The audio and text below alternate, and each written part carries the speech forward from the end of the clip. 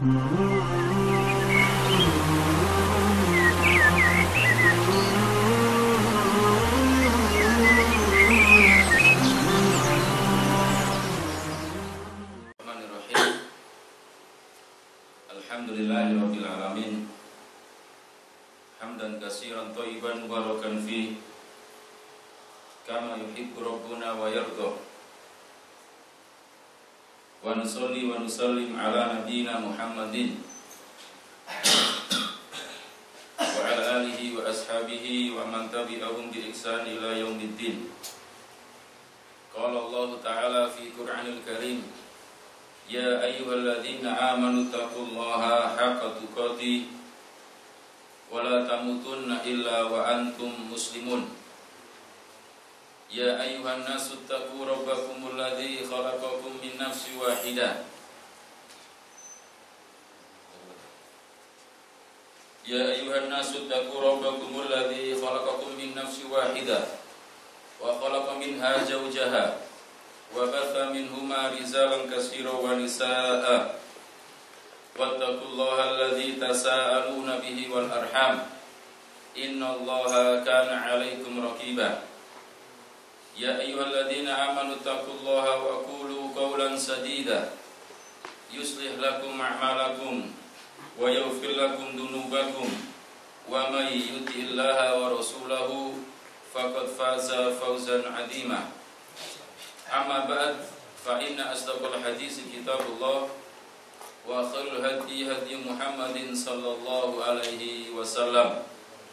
Allahumma salli wa sallim wa barik ala nabiyyina Muhammadin wa ala alihi wa ashabihi wa man tabi'ahum bi ihsan ila yaumiddin. Ma'asyiral muslimin, ma'asyiral muslimat, ayyuhal ahibba rahimani wa rahimakumullah. Alhamdulillah, kita mengucapkan syukur kehadiran Allah Subhanahu wa taala. Di kesempatan malam ini Allah Subhanahu wa taala memberikan kemudahan kepada saya dan jenengan semuanya, sehingga alhamdulillah bisa hadir di tempat yang mulia ini, bisa sholat jamaah, bisa i'tikaf, dan kita sambil menunggu isya. Mudah-mudahan apa yang akan kita sampaikan nanti meskipun tidak seperti biasanya, ya kan? Seperti biasanya kan hari Ahad bisa kajian tauhid, bisa kajian Syarah Bulughul Maram, Tauhidul Ahkam. Tapi pada kesempatan yang mulia ini, insyaallah Subhanahu wa taala, kita akan mengkaji secara ringkas, yaitu sebab-sebab terhapusnya amal solih. Sebab-sebab terhapusnya amal solih. Ma'asyiral muslimin, a'azakumullah, salawat dan salam mudah-mudahan senantiasa terlimpahkan kepada Rasul kita, uswatun hasanah kita, yaitu Rasulullah Sallallahu Alaihi Wasallam. Begitu pula kepada para istri-istri beliau, sahabat-sahabat beliau, dan umat beliau yang senantiasa berpegang dan mengamalkan sunnah-sunnah beliau alaihi salatu wassalam.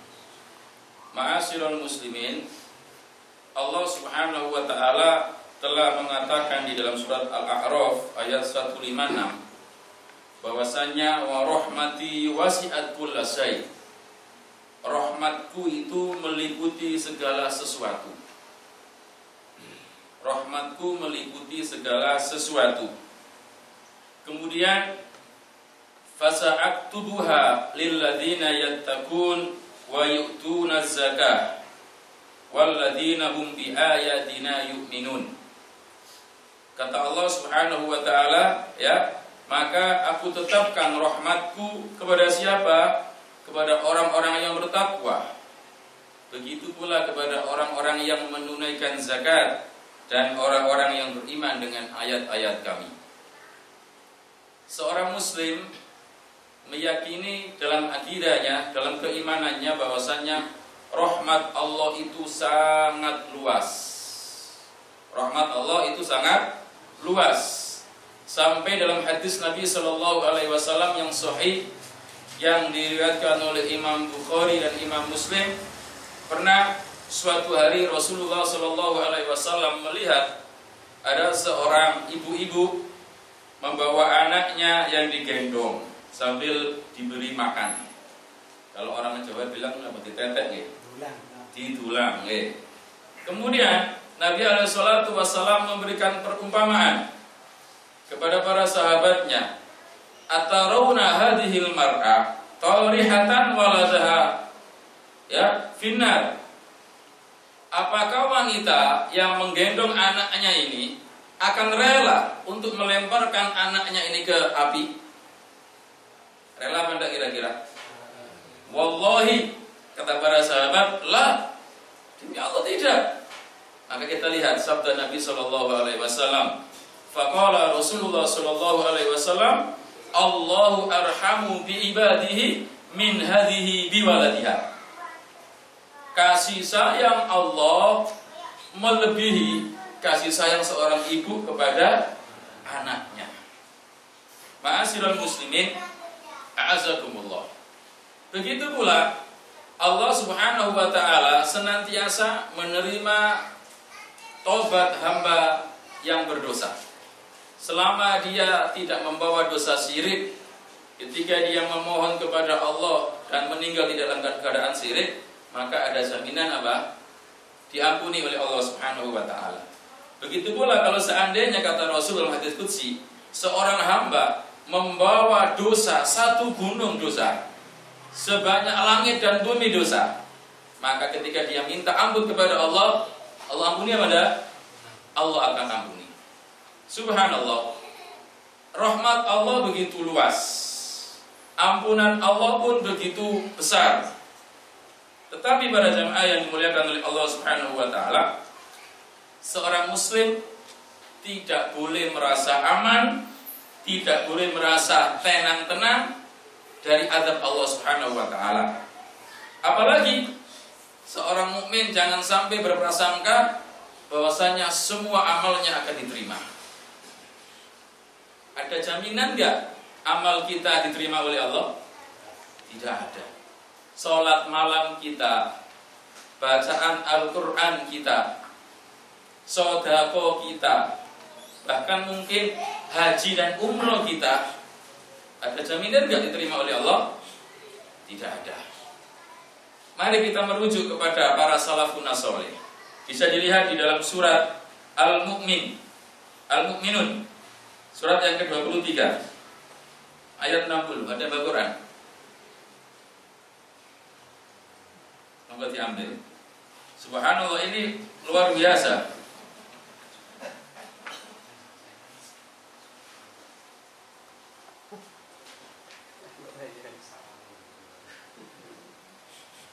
Terlalu cerdas nih ya.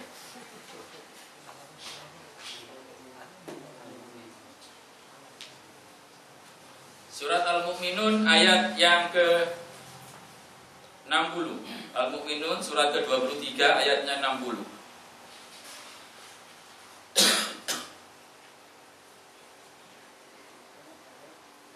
Ayat 60.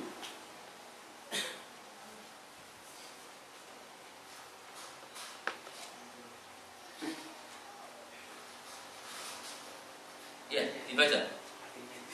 Saya baca ayat Arab saja ya. A'udzubillahi minasyaitonirrajim.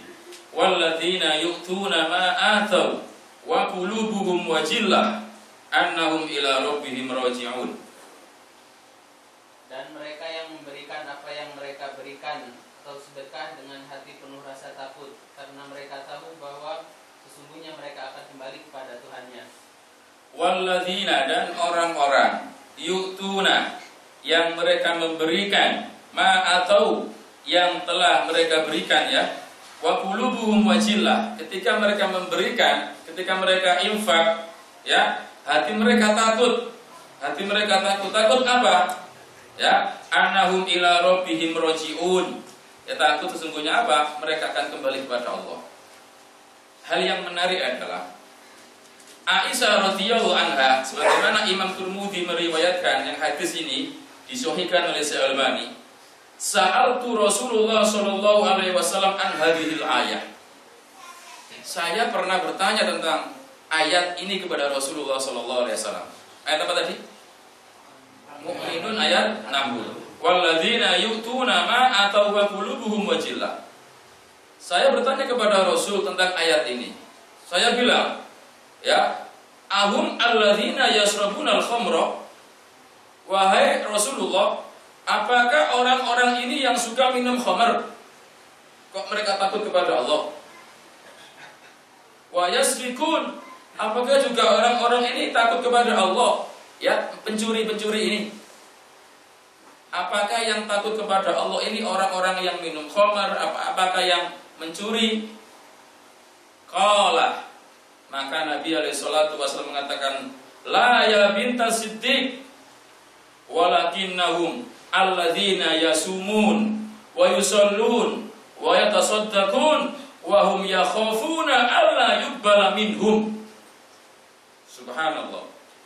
Kata Rasulullah sallallahu alaihi wasallam, orang yang takut dalam ayat ini bukan orang-orang yang suka minum khamr, bukan orang-orang yang suka mencuri, tapi kata Rasulullah, alladzina yasumun, yaitu orang-orang yang ahli puasa, wa yusallun, dan mereka ahli salat, wa yatasaddaqun, dan mereka ahli sedekah. Tapi apa? Wa hum yakhafun, mereka semua takut kepada Allah, alla yuqbala minhum, takut kalau amalnya enggak diterima oleh Allah Subhanahu wa taala. Subhanallah. Jadi ayat ini berbicara tentang siapa para jemaah? Orang-orang yang ahli sholat, ahli puasa, ahli sedekah, takut amalnya nggak diterima oleh Allah. Makanya saya jenengan jangan merasa pede ya. Rumong segede. Pede, iya betul. Jangan pada jemaah yang dimuliakan oleh Allah Subhanahu wa taala. Oleh karena itulah berangkat dari hadis yang mulia ini yang ditunjukkan dengan ayat yang mulia tadi, sangat penting juga kita mengetahui ya sebab-sebab amal itu ditolak. Karena tidak setiap amal akan diterima oleh Allah, ya kan? Ada kalanya amal itu oleh Allah akan ditolak dengan sebab-sebab yang syar'i. Baik, para jamaah yang dimuliakan oleh Allah Subhanahu wa taala. Ada gambaran yang menarik lagi, satu lagi. Monggo dilihat di dalam surat yang nomor 2. Surat yang ke nomor 2, surat berapa? Surat apa para jamaah? Al-Baqarah ayat 266. 266.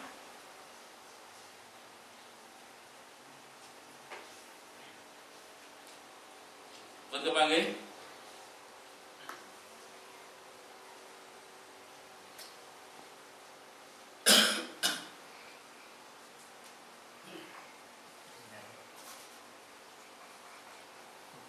Sampun? Baik, saya baca Arabnya nggih, biar enak dengan bahasa Indonesianya. Allah Subhanahu wa taala mengatakan, ayawattu ahadukum an takuna lahu jannatum min nakhil wa a'nab tajri min tahtiha al-anhar lahu fiha min kulli thamarat wa asabahu al-kibaru wa lahu dhurriyyatun du'afa fa asabaha i'sarun fihi narun fahtaraqat kadzalika yubayyinullahu lakumul ayati la'allakum tatafakkarun. Monggo atas Ibu. Yang lain atas. Ada. Adakah salah seorang di antara kamu yang ingin memiliki kebun kurma dan anggur yang mengalir di bawahnya sungai-sungai? Di sana dia memiliki segala macam buah-buahan. Kemudian datanglah masa tuanya, sedang dia memiliki keturunan yang masih kecil-kecil. Lalu kebun itu ditiup angin keras yang mengandung api sehingga terbakar. Demikianlah Allah menerangkan ayat-ayatnya kepadamu agar kamu memikirkannya. Baik. Nyambung nggak nih para jamaah dengan yang kita bahas? Halo jamaah. Ya, apakah ada di antara salah seorang kalian mempunyai sebuah kebun? Kebun dari nakhil, dari a'nab, kebun dari kurma, kebun dari anggur. Kemudian di bawahnya kebun itu tajri min tahtihal anhar, mengalir air-air yang subhanallah indah. Kemudian di kebun itu banyak buah-buahan. Ya berarti buahnya sangat bagus. Tapi ternyata wa asabahul kibar. Kemudian apa? Datanglah masa tua, walahu dzurriyyatun du'afa, kemudian punya anak-anak yang lemah, yang dhaif. fa asabaha isarun fihi narun fataraqat, kemudian ada angin dan membawa api juga sehingga semua terbakar. Ini perumpamaan ya kan? Kadzalika yubayyinullahu lakumul ayati la'allakum tatafakkarun. Demikianlah Allah menerangkan ya tentang ayat-ayatnya kepada kalian supaya kamu memikirkannya. Kita lihat Imam Bukhari nomor hadis 4538 menceritakan qala Umar radhiyallahu anhu yauman li ashabin Nabi sallallahu alaihi wasallam. Suatu hari Umar ibn Khattab ya menemui para sahabat. Kemudian beliau berkata ya, bertanya, "Fi ma taruna hadhil ayat nazalat?" Ayat ini turun kenapa? Ayat ini kenapa kok turun? Ya, maksudnya ayawatu ahadukum an takuna lahu jannah sampai akhir kan tadi. Al-Baqarah berapa? 266. Maka qalu, para sahabat yang hadir waktu itu mengatakan, "Allahu a'lam." Allah yang hanya mengetahui. Fa ghadiba Umar. Umar marah, Pak. Tanya enak-enak ya, dijawab apa? Allahu a'lam. Kata sahabat Umar, "Qulu na'lam aw la na'lam." Ente jawab aja, saya tahu atau kita nggak tahu, itu aja. Jangan Allahu a'lam. Paham ya? Baik. Kemudian muncullah seorang sahabat yang masih kecil. Tapi subhanallah. Faqala Ibnu Abbas, "Fi nafsi minha sayun ya Amirul Mukminin." Jadi ini waktu zamannya Umar. "Wahai Amirul Mukminin, saya mengetahui sedikit tentang ayat ini." Semua sahabat yang tadi yang hadir enggak mengetahui. Para jamaah yang dimuliakan oleh Allah Subhanahu wa taala. Kata Umar, ya bana akhi, kul wala tahkir nafsak. Wahai anak pamanku, bicaralah, jangan malu-malu, jangan merendah diri. Ngomong saja. Baik. Para jamaah yang dimuliakan oleh Allah Subhanahu wa taala. Faqala Ibnu Abbas, "Dzuribat masalan li amalin." Kata Abdul bin Abbas, di sini Allah Subhanahu wa taala memberikan perumpamaan sebuah amal saleh, sebuah amal kebaikan. Diibaratkan apa tadi? Kebun yang ada buah, kurma dan anggur, di bawahnya ada air yang mengalir, begitu menggoda. Seolah-olah amal itu buahnya ya. Kemudian Umar bin Khattab tidak paham dan belum puas. Ayu amalin, amal apa maksudnya? Ya, qala li Ibnu Abbas li amalin, ya. Faqala Umar, ya, dikatakan pada Umar li rajulin ghaniyin ya'malu bi ta'atillah, yaitu sebuah perumpamaan orang kaya, ya, yang dia ini beramal taat kepada Allah. Orang yang kaya terus dia ahli taat kepada Allah. Tsumma ba'atsallahu lahu syaitan. Kemudian setan mendatangi dia, menggoda dia. Fa'amila bil ma'asi, sehingga dia berbuat maksiat. Hatta akhraqa a'malahu, sehingga amal-amal yang dia lakukan hangus, hilang gara-gara maksiat yang digoda oleh setan. Bisa dibayangkan? Jadi orang yang kaya, banyak infak, juga mungkin dia ahli taat kepada Allah, tapi di satu waktu dia digoda oleh setan, sehingga dia mengamalkan perbuatan maksiat yang dengan maksiat ini menghilangkan amal yang tadi yang banyak. Masuk lagi. Nah, inilah ayat ini pada jamaah yang dimuliakan oleh Allah Subhanahu wa taala. Nah, di sini berarti orang mukmin, orang yang beramal soleh, ada kalanya bisa terjerumus dalam maksiat, yang itu maksiat bisa menghanguskan semua dosa, semua amal. Ya ada. Makanya yang pertama para jamaah yang dimuliakan oleh Allah adalah apa? Syirik. Syirik akan semua menghanguskan semua apa? Semua amal. Bisa jadi orang yang kaya ini digoda oleh setan untuk apa? Berbuat syirik, sehingga ketika dia syirik, amal-amal yang lalu hapus enggak? Hapus. Sampai Allah mengatakan kepada Nabi Muhammad, "La in asrohta la yahbatanna amaluka wa la nakunanna minal khasirin."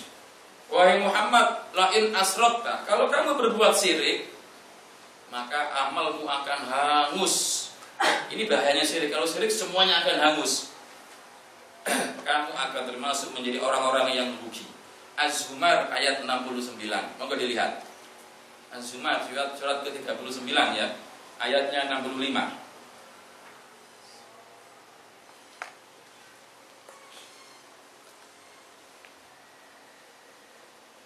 Sudah kepanggil?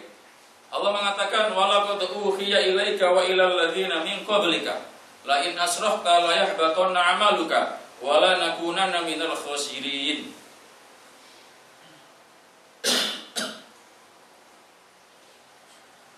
Artinya, monggo. Dan sungguh telah diwahyukan kepadamu dan kepada nabi-nabi yang sebelummu. Sungguh jika engkau mempersekutukan Allah, niscaya akan hapuslah amalmu dan tentulah engkau termasuk orang yang rugi. Jadi kalau ada seorang muslim berbuat syirik, hangus semua. Ini pesan Allah kepada siapa? Kepada para nabinya kan? Termasuk kepada siapa? Nabi Muhammad. Baik. Begitu pula para jamaah yang dimuliakan oleh Allah Subhanahu wa taala. Makanya ketika seorang yang syirik berbuat amal apapun baiknya di mata manusia, berapapun uang yang dia infakkan kepada fakir miskin, di sisi Allah tidak ada nilainya. Bisa dilihat dalam surat Al-Furqan ayat 23. Surat ke-25 ayat 23. Wa qadimna ma'amilu ya min amalin faja'alnahu haba'an mansura. Al-Furqan ayat 23. Dan kami akan perlihatkan segala amal yang mereka kerjakan, lalu kami akan jadikan amal itu bagaikan debu yang berterbangan. Subhanallah. Jadi orang-orang yang tidak beriman kepada Allah alias berbuat syirik, sebaik apapun amalnya, sebanyak apapun amalnya, enggak ada nilainya. Kita lihat dalam hadis Muslim. Subhanallah. Aisyah pernah berkata kepada Rasul, "Qultu ya Rasulullah, wahai utusan Allah, ya, Ibnu Jud'an kana fil jahiliyah yasilur rahim wa yut'imul miskin." Wahai Rasulullah, ada seorang namanya Abdullah bin Jud'an, Ibnu Jud'an. Dia ini ketika jahiliyah orang yang luar biasa baiknya. Baik sekali. Senantiasa menyambung silaturahim, senantiasa memberikan fakir miskin makanan. Fahal dzaka nafi'ah? Apakah manfaat untuk Ibnu Jud'an itu? Manfaat enggak amalnya itu wahai Rasulullah? Qal la yanfa'u. Enggak, sama sekali enggak manfaat dia. Innahu lam yakul. Karena apa sebabnya? Dia enggak pernah mengatakan Rabbi ufirli khati'ati yaumaddin, kata Rasul. Karena dia enggak pernah minta ampun kepada Allah Subhanahu wa taala. Enggak minta ampun atas kesalahan-kesalahannya. Alias dia senantiasa dalam keadaan apa? Musyrik. Ibnu Jud'an. Maka jenengan sekarang jangan heranlah dengan orang yang ahli sedekah. Kalau dia itu non muslim, mungkin di sisi manusia orang baik, orang dermawan, luar biasa. Tapi di sisi Allah, haba'an mansura, seperti debu yang berterbangan, gak ada nilainya sama sekali. Tapi para jamaah yang dimuliakan oleh Allah Subhanahu wa taala. Makanya syirik ini berbahaya, menghapuskan semua amal. Dan orang yang senantiasa dalam kesyirikan, ketika dia beramal pun manfaat enggak? Manfaat. Ibnu Jud'an tadi hadisnya Muslim nomor 214. Yang kedua, yang bisa menghapuskan amal adalah ini yang banyak mengalami di sekeliling kita. Kadang kita pun kadang terselipi dengan ini. Makanya kita harus hati-hati. Yaitu riya.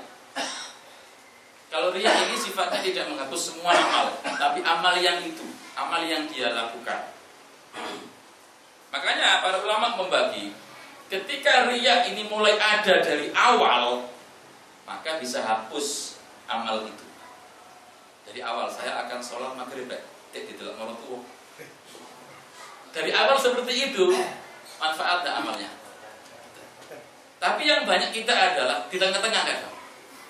Sudah dapat 2 rakaat, ada yang lain yang lihat, di hati-hati no, di enak-enak no. Ini harus kita perangi. Harus kita perangi, mudah-mudahan tetap diterima oleh Allah Subhanahu wa taala. Karena tanpa niat dari awal.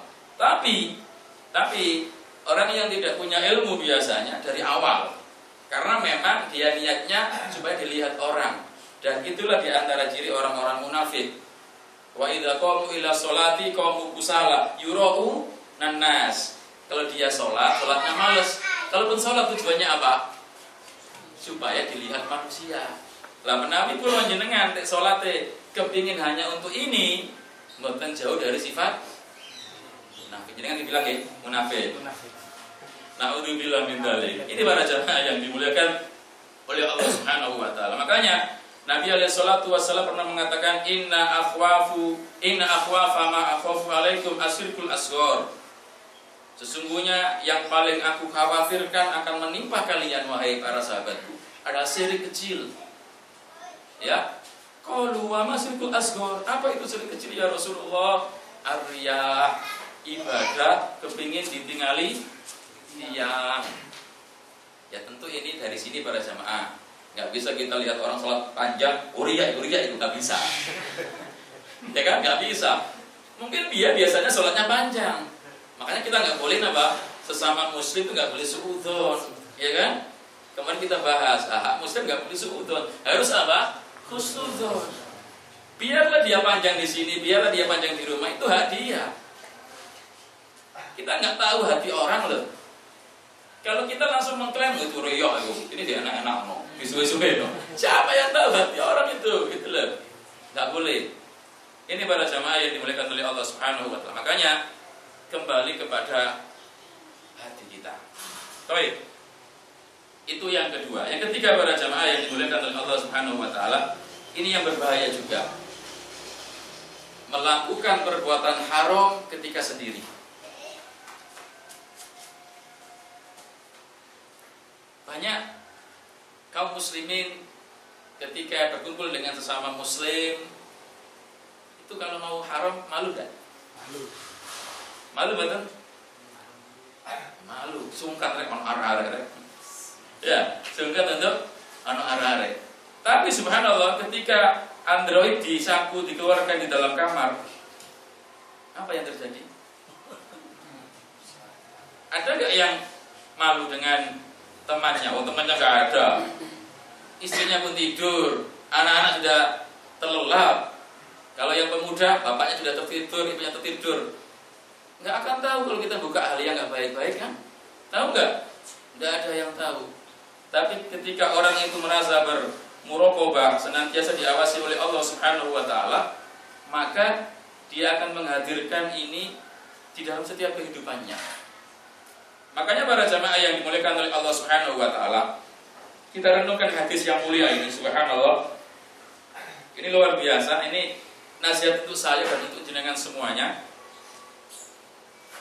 Bagaimana Rasulullah SAW pernah menyebutkan dalam hadis yang disahihkan oleh Syekh Al-Albani rahimahullah, dalam hadis Ibnu Majah nomor 4245, bahwasanya Rasulullah SAW pernah mengatakan, la'lamanna aqwaman min ummati ya'tuna yaumal qiyamah bihasanatin amsali jibalin tihamah bidun fayaj'aluha Allahu azza wa jalla haba'an mansura.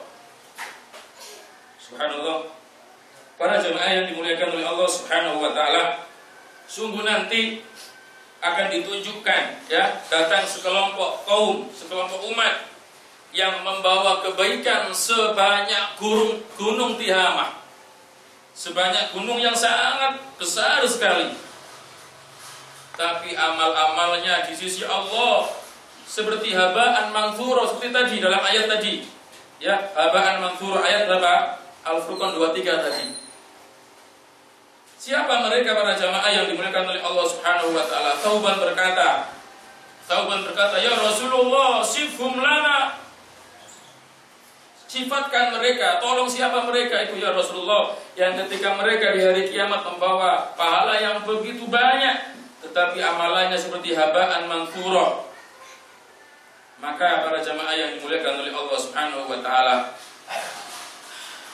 Rasulullah sallallahu alaihi wasallam mengatakan, "Amma innahum ikhwanukum."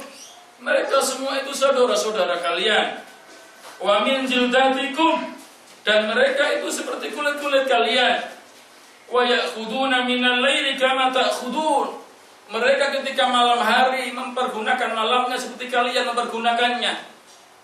"Walakinnahum," tetapi mereka idza khalu biharamillahi intaqahuwa.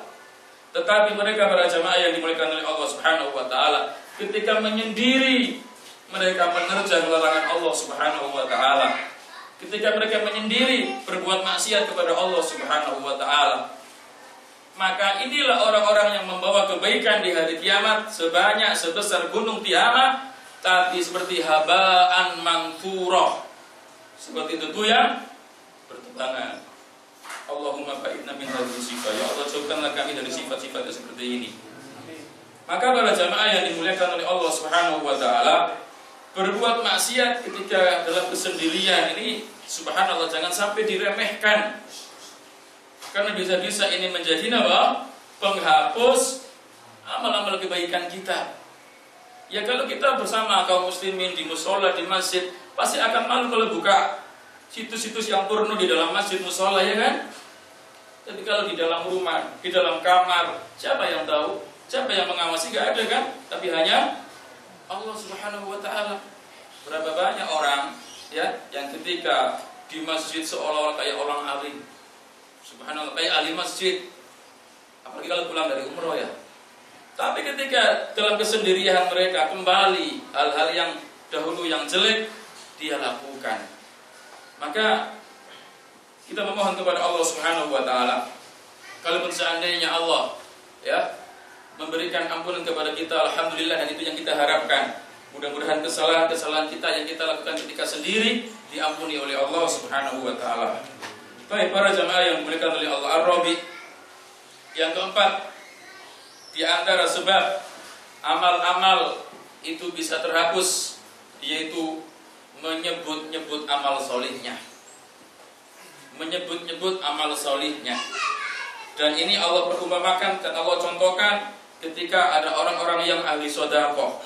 Al-Baqarah 264. Moga artinya dibaca. Al-Baqarah surat yang kedua ayat 264.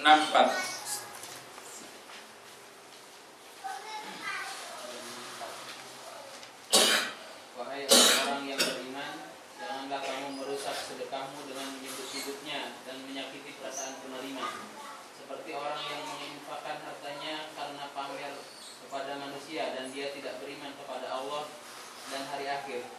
Perumpamaannya orang itu seperti batu yang licin yang di atasnya ada debu. Kemudian batu itu ditimpa hujan lebat, maka tinggallah batu itu licin lagi.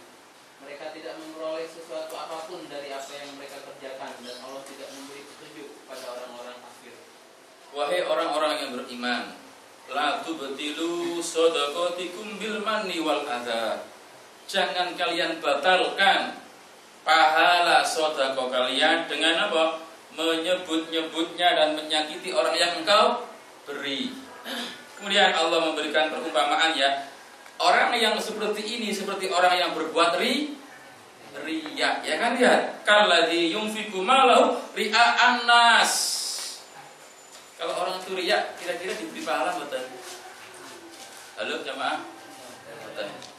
Allah menggantikan dengan tadi.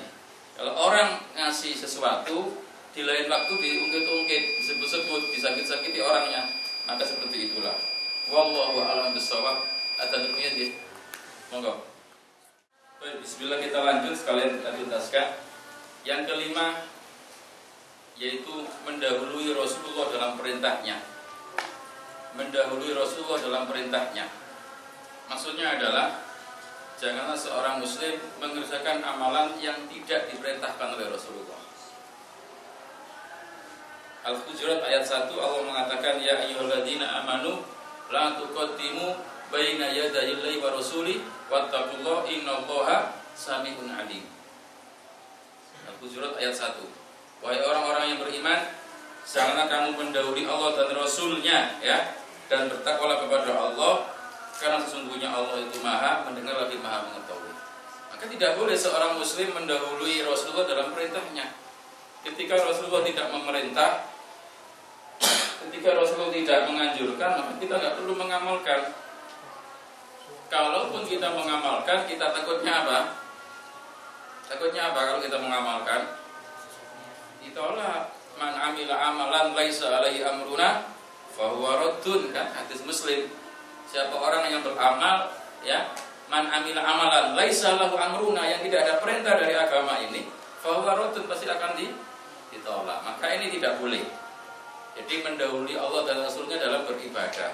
Kalaupun ada dia beribadah, ketika dia melakukan ibadah itu, maka ditolak, dihapus, alias nggak diterima kan gitu. Wallahu a'lam bishawab. Yang keenam, yaitu bersumpah dengan menyebut nama Allah mendahului ketentuan Allah. Mendahului ketentuan Allah. Ini kisah yang subhanallah sangat menarik, dan ini nasihat bagi saya dan jenengan semua. Ketika kita sudah ahli ibadah, alhamdulillah. Ketika kita sudah mengenal sunnah, alhamdulillah. Tapi jangan sampai memvonis dan menjelek-jelekkan orang yang belum mengenal sunnah dan belum mengerjakan kebaikan. Ente ini calon A, B, C, D, jangan. Ya, ini seandainya dia dengan bersumpah, maka bahaya. Maka hadis yang disebutkan oleh Imam Abu Dawud ini mudah-mudahan menjadi renungan bagi kita. Hadis yang disahihkan oleh Syalbani, ya, bahwasanya sahabat Abu Hurairah pernah berkata, sami'tu Rasulullah sallallahu alaihi wasallam yaqul. Saya pernah mendengar Nabi alaihi salatu wasallam bersabda, kana rajulani fi bani Israil mutawakhiyaini. Ada dua orang dari Bani Israel ini yang senantiasa bersaudara. Tapi sayangnya keduanya ini berbeda karakter. Fakana ahaduhuma yudnibu wal akharu mustahidun fil ibadah. Dua orang ini salah satunya senantiasa ahli maksiat. Yang satu ya mustahid fil ibadah, semangat ibadah, mungkin ahli ngaji tiap minggu ya. Yang Prabu juga mungkin ahli ngaji. Yang satu maksiat terus. Ahli ibadah sama ahli maksiat. Fakana la yazalul mustahidu yarul akhar ala tambi fayakulu aksir. Maka seorang yang ahli ibadah ini bagus niatnya awal. Ketika melihat saudaranya yang ahli maksiat, dinasihati. Preyo ya, paham rey? Ojo diterus no maksiate iku, wis lare ono. Fa wajadu yawman ala dzambin faqala lahu aksir. Ternyata ketika dinasihati ayo tobato. Sik ndablek ae para jamaah. Terus dia jawab, apa iki? Pengko iki. Pengko, maksiat terus. Maka aksir, lare ono. Kurangilah itu. Maka para jamaah yang dimuliakan oleh Allah, saking pegele dinasihati sehingga sing ahli maksiat bilang ngeten. Ya, faqala khallini wa rabbi ub'itha alayya raqiban. Ente ini diciptakan Gusti Allah sebagai raqib ta? Kok ngawasi aku terus iki? Ente pengawasku ta? Kok terus ngongkon aku leren gitu. Paham para jamaah? Baik. Faqala, maka orang yang tadi senantiasa memberi nasihat, kan baik kan? Tapi di ucapan akhirnya gini, wallahi la yaghfirullahu laka aw la yudkhiluka Allahul jannah. Dia ngapunten mungkin dengan emosi kan. Dia bersumpah, demi Allah ente gak akan disepuro. Demi Allah ente gak akan masuk surga. Subhanallah para jamaah yang dimuliakan oleh Allah Subhanahu wa taala. Apa yang terjadi? Faqabidah. Allah pun mencabut kedua orang ini, maksudnya meninggal dunia. Sehingga ketika sudah meninggal, arwah keduanya dipertemukan oleh Allah Subhanahu wa taala. Jadi ini yang bilang Rasulullah ya. Ini hal yang gaib, tapi wajib kita imani. Dipertemukan oleh Rasulullah sallallahu alaihi wasallam dan dikumpulkan. Kemudian ditanyakan kepada orang yang ahli taat tadi, apakah ente tahu apa yang ada pada diriku, kata Allah. Kok ente bisa memvonis langsung orang yang ahli maksiat nggak akan masuk surga, nggak akan diampuni oleh Allah? Tahu nggak? Kan nggak tahu. Maka apa yang terjadi para jamaah yang dimuliakan oleh Allah Subhanahu wa taala? Orang yang ahli maksiat tadi justru oleh Allah dimanakan? Dimasukkan surga. Sedangkan orang yang ahli taat karena dengan ucapan sumpahnya mendahului ketentuan Allah, maksudnya kemana? Mereka naudzubillah min dzalik. Makanya semangkel apapun jenengan, ya, seemosi apapun jenengan, jangan sampai memvonis orang dengan kata-kata pakai apa? Wallahi billahi tallahi, jangan. Demi Allah ente itu jangan bahaya itu pada zaman. Karena kita tidak tahu. Ya. Al-a'malu bil khawatim kan gitu kan. Amal orang itu kan tergantung akhirnya. Mungkin awal-awal masih muda, masih anak-anak, dua blekin naudzubillah min dzalik, dadi omongane wong desa nggih. Oh, kalau kumpul mbek wong iku golongane wong akhirnya sing alim-alim menjauhi, sing alim-alim melaknat. Naudzubillah min dzalik, ketika dia mau meninggal, apa yang terjadi? Tobat. Fudail ibn Iyad, bekas apa? Perampok. Umar ibn Khattab, bekas apa? Kalau bahasa kita preman kan? Sampai Khabbab ibn Arad aja takut ketika terdengar apa? Suaranya. Tapi subhanallah, Allah berkehendak kan ketika memberi hidayah kepada seseorang, akhirnya apa? Diberi hidayah. Maka jangan kita mudah-mudah untuk bersumpah dan memvonis orang, karena kita nggak tahu akhir orang itu. Wallahu a'lam bishawab. Terakhir para jamaah yang dimuliakan oleh Allah, karena keterbatasan waktu adalah mau dilihat surat 47. Surat Muhammad ayat 8 sampai 9. Apa itu? Membenci sunnah Rasulullah meskipun mengamalkan.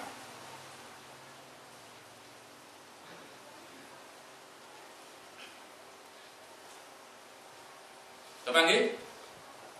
Baik. Surat ke-47, surat Muhammad ayat 8 dan 9. Dan orang-orang yang kafir maka celakalah mereka, dan Allah menghapus segala amalnya. Yang demikian itu karena mereka membenci apa Al-Quran yang diturunkan Allah, maka Allah menghapus segala amal mereka. Baik. Memang ayat ini pembicaraannya tentang orang-orang kafir. Baik. Sekarang orang yang beriman. Orang yang beriman, akidah mereka menerima apa membenci ajaran Rasulullah? Menerima. Kalau ada orang yang membenci ajaran Rasulullah atau tidak suka dengan satu ayat Al-Quran, hukumnya bagaimana? Halo jamaah, ada orang muslim membenci satu ayat saja, nggak suka satu ayat saja di Al-Quran, hukumnya bagaimana? Ya kan? Di sini juga kalau ada orang membenci ajaran Rasulullah, dia itu muslim, bahaya dia itu. Bisa-bisa amalnya kan? Karena apa? Dia masuk ke dalam ranah khariju minal millah, keluar dari agama. Karena semua yang datang dari Allah dan Rasulnya pasti hak, pasti harus kita imani kebenarannya dan harus kita yakini itu. Tapi ada orang yang nolak. Apa? A, B, C, D yang ditolak karena gara-gara gak cocok dengan hati dia. Ini berbahaya. Makanya kata Al-Imam ya di sini dalam kitab Fathul Qadir ya, Imam As-Sukani, wallahu a'lam bishawab, dia mengatakan membenci apa yang dibawa oleh Rasulullah berupa Al-Quran ataupun tauhid yang dia bawa, termasuk ngapunten mengkufuri hari kebangkitan, maka ini Allah akan menghapus amalnya. Jadi kalau seandainya ada ajaran yang dibawa oleh Rasulullah, misalkan Islam membolehkan seorang laki-laki nikah lebih dari satu, ya kan, ajaran Rasulullah boleh ta'adud kan. Terus ada orang yang membenci bahkan ngentek habis aja, oh nggak ada itu dalam Islam. Ini bagaimana hukumnya? Mengkufuri satu ayat Quran seolah-olah mengkufuri semuanya. Naudzubillah min dzalik. Maka ini berbahaya. Maka kalau seandainya ada orang nggak suka dengan sunnah Rasulullah, jangan sampai apa? Jangan sampai membenci. Kalau dia nggak bisa mengamalkan, sudah diam saja, nggak usah ngomong-ngomong. Misalkan ada orang yang mungkin pakai jilbab besar, dia nggak suka, tapi jangan sampai membenci dan mengatakan itu golongan yang A, B, C, D, E, ya, jangan. Kalau dia nggak suka sudah, tapi jangan sampai menyalahkan, membenci ini, gitu. Jangan. Apalagi kalau sifatnya yang itu sudah qat'i, sepakat ulama ijma yang datang dari Al-Quran dan As-Sunnah. Maka kalau ini satu saja dibenci, dikufuri, naudzubillah min dzalik. Nah ini para jamaah yang dimuliakan oleh Allah Subhanahu wa taala. Makanya prinsipnya seorang yang beriman ketika mendengar ayat-ayat Allah, hadis-hadis Nabi sallallahu alaihi wasallam apa? Sami'na wa ata'na. Kita mendengar, kami taat. Tidak kami mendengar, kami pikir-pikir, kami maksiat, enggak. Kalau kita enggak suka sudah diam, jangan komentar. Karena perkataan Allah, perkataan Rasul yang sahih pasti benar. Wallahu a'lam bishawab. Mudah-mudahan Allah Subhanahu wa taala memberikan kekuatan kepada saya dan jenengan semuanya agar bisa menjauhi hal-hal yang bisa menyebabkan amal-amal kita ya terhapus oleh Allah Subhanahu wa taala, dan mudah-mudahan Allah Subhanahu wa taala senantiasa membimbing kita, memberikan hidayah kepada kita sehingga kita banyak beramal ikhlas sesuai dengan sunnah Nabi sallallahu alaihi wasallam dan diterima oleh Allah Subhanahu wa taala. Allahumma amin. Wallahu a'lam bishawab. Sampai di sini mungkin ada yang bertanya, kami persilakan. Wallahu a'lam bishawab.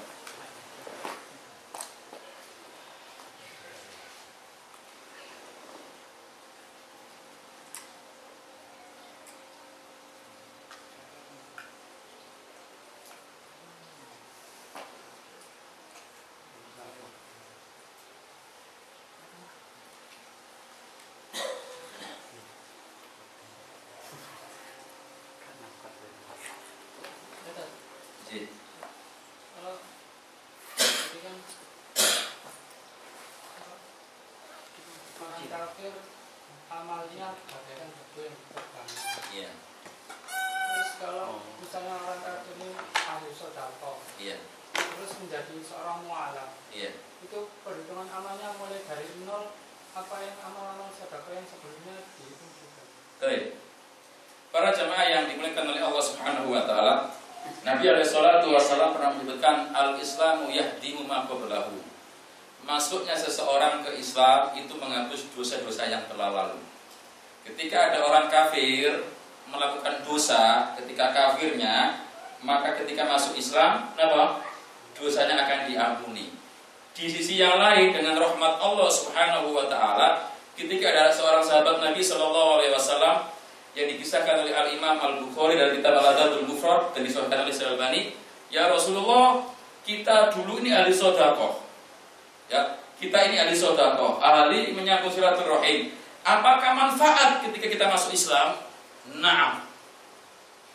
Kebaikan-kebaikan orang kafir, kebaikan orang-orang muslim ketika masuk Islam oleh Allah diberi pahala. Tapi kesalahan-kesalahannya ketika kafir, kenapa? Dihapus oleh Allah. Itulah indahnya Islam dan begitu mulianya masuk agama Islam. Wallahu a'lam bishawab. Jadi kalau ada orang mu'alaf, ya dosa-dosa yang dilakukan diampuni oleh Allah, dan kebaikan dia enggak Allah sia-siakan. Allah akan terima, Allah akan tulis sebagai catatan kebaikan untuknya. Wallahu a'lam bishawab. Baik, para jamaah yang dimuliakan oleh Allah, pun adem ayam meninggalnya ya.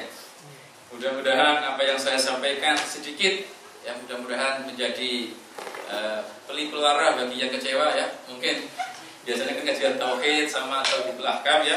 Tapi mudah-mudahan sedikit yang kita sampaikan sekali lagi membawa manfaat bagi saya dan jenengan semuanya, dan yang benar semua dari Allah Subhanahu wa taala, yang salah, yang keliru dari saya yang bodoh dan dari godaan setan, dan saya istighfar kepada Allah Subhanahu wa taala. Terima kasih atas perhatiannya dan mohon maaf atas segala kekurangan, dan monggo ditutup dengan doa kafaratul majelis. Subhanakallahumma wa bihamdika asyhadu an la ilaha illa anta astaghfiruka wa atubu ilaik. Sallallahu alaihi Muhammad wa akhiru da'wana alhamdulillahirabbil alamin. Assalamualaikum warahmatullahi wabarakatuh.